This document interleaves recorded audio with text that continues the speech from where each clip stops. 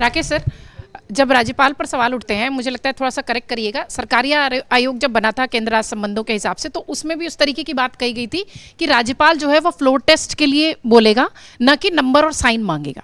ठीक है, पर अटल जी की जब सरकार थी तो भी उस समय भी यही हुआ था कि इस तरीके से आपको जो है नंबर्स देने हैं, साइन देने हैं, तो वही राज्यपाल कर रहे हैं।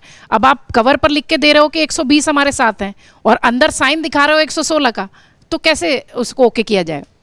राज्यपालों ने 2 राज्यों में मौका दिया था, एक कर्नाटक में, एक महाराष्ट्र में, और दोनों राज्यों में जिनको मौका दिया गया वो दोनों थे भारतीय जनता पार्टी के। कर्नाटक में BS येदियुरप्पा को मौका दिया गया, उन्होंने शपथ लिया, लेकिन हाउस में बहुमत साबित नहीं कर पाए और सरकार चली गई।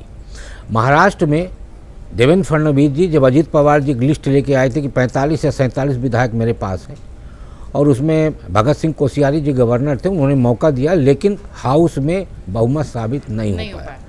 तो राज्यपाल के सामने ये 2 उदाहरण हैं कि आपको यदि कम संख्या पे हमने शपथ ग्रहण कराया, सरकार बनाने का न्योता दिया, और बाद में यदि आप असफल हो जाते हैं, तो यदि तमिलनाडु में राज्यपाल यदि ये काम नहीं होने दे रहे तो उसमें गलत क्या है?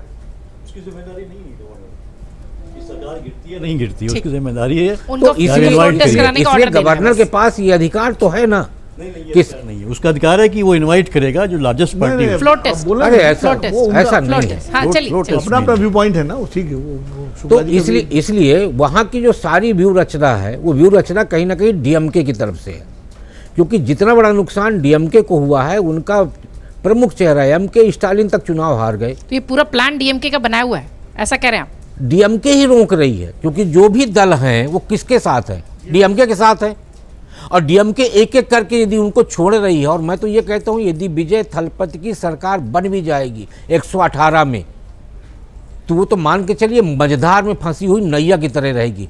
DMK उसको अपने हिसाब से चलाएगी, क्योंकि विजय थलपति कोई पॉलिटिशियन नहीं है।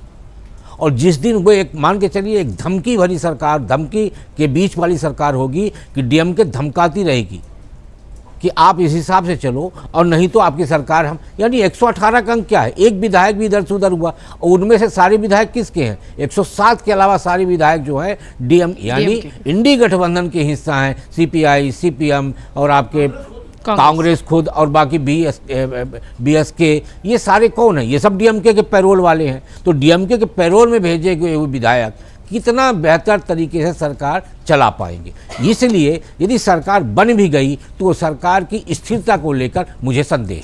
अगर आप ये वीडियो YouTube पर देख रहे हैं तो हमारे चैनल को सब्सक्राइब कर बेल आइकन दबाएं, और Facebook पर देख रहे हैं तो हमारे पेज को लाइक करें।